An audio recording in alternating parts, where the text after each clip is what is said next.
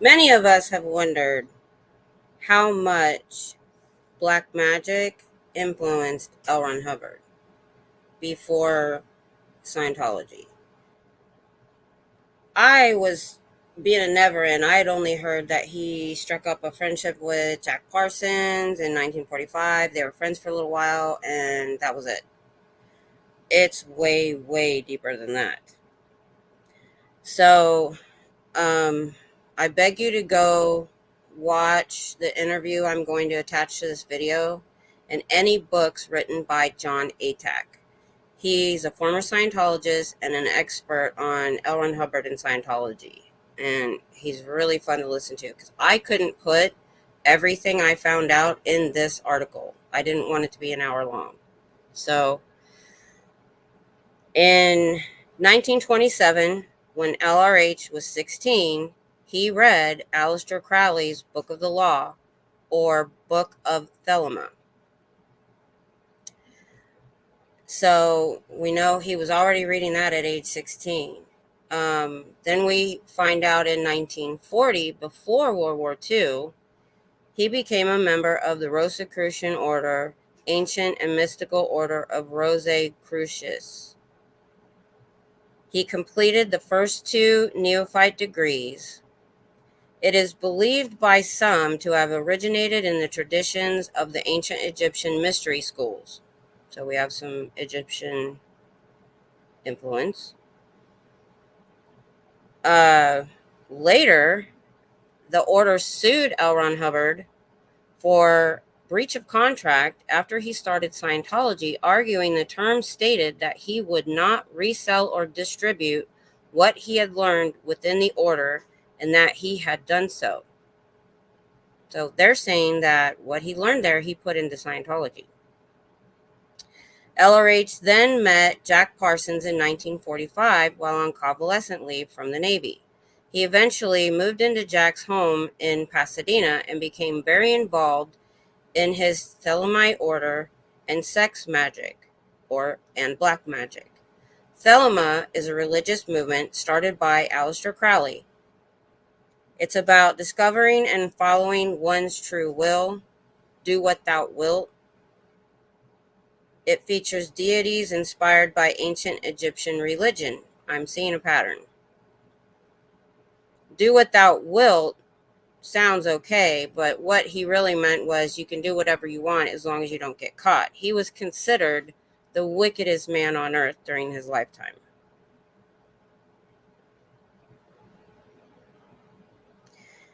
LRH was very interested in Egyptian magic and the supernatural, but Scientology is supposed to be about knowledge and tech. LRH never actually met Aleister Crowley. LRH wrote that he and Aleister Crowley were great friends. Aleister Crowley wrote that he hated L. Ron Hubbard and thought he was a confidence trickster.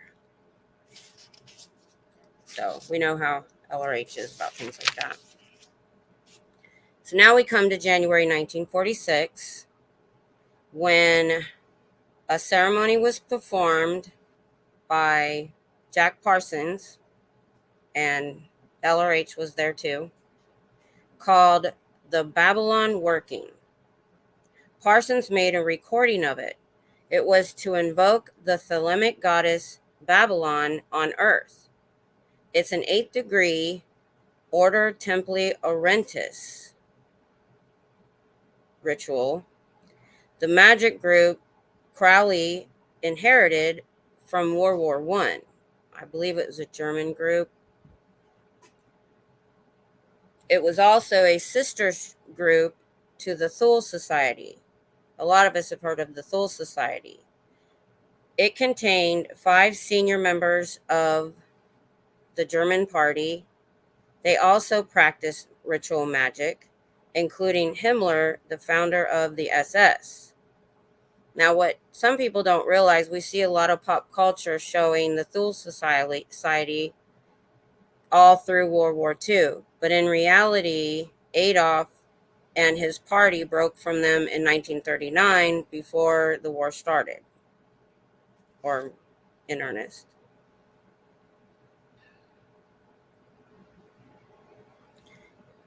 Adolf put him on the to be shot on sight list if he were to invade Britain. So this guy was hated everywhere.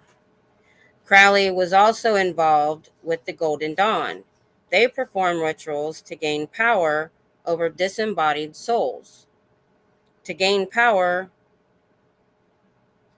over other people by sending them against their enemies. They believe they can control people with intention, a lot like Scientology.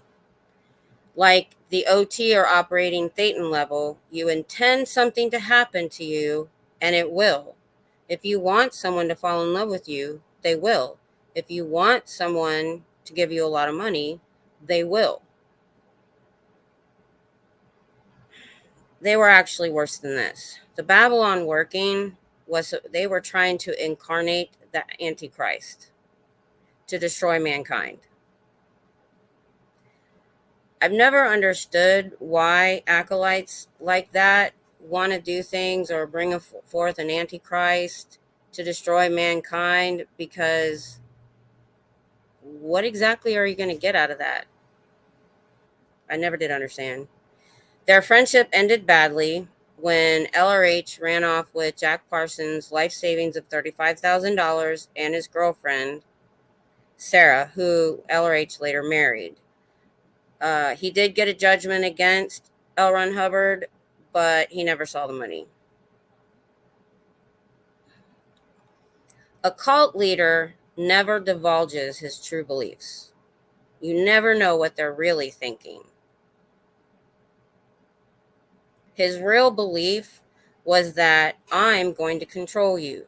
You'll give me your money and I'll enslave you and you'll do what I want. When OT8 was first released, 2 years after he died, it said, "You will be at cause. You will be able to control everything in MEST." We hear that a lot in Scientology. MEST is matter, energy, space, and time, pretty much everything. You can make people and your environment bend to your will. After a week, they had to quickly remove a bulletin at the beginning where LRH stated he was the Antichrist and Lucifer. He never stopped practicing ritual magic. He incorporated it into Scientology. Scientology became the ritual. Crowley believed also in past lives and past life regression. This is what Charles Manson was most interested in. He also was involved in Scientology long before he was in prison. I'm going to do a separate video on that. LRH continued using rituals and mind control that he learned in all the black magic and hypnotism that he had studied. It's baked into the training, culture, and drills. No one is aware that Scientology is black magic. He rephrased it all. His son Nibs has said that Scientology is black magic, but over a long period of time.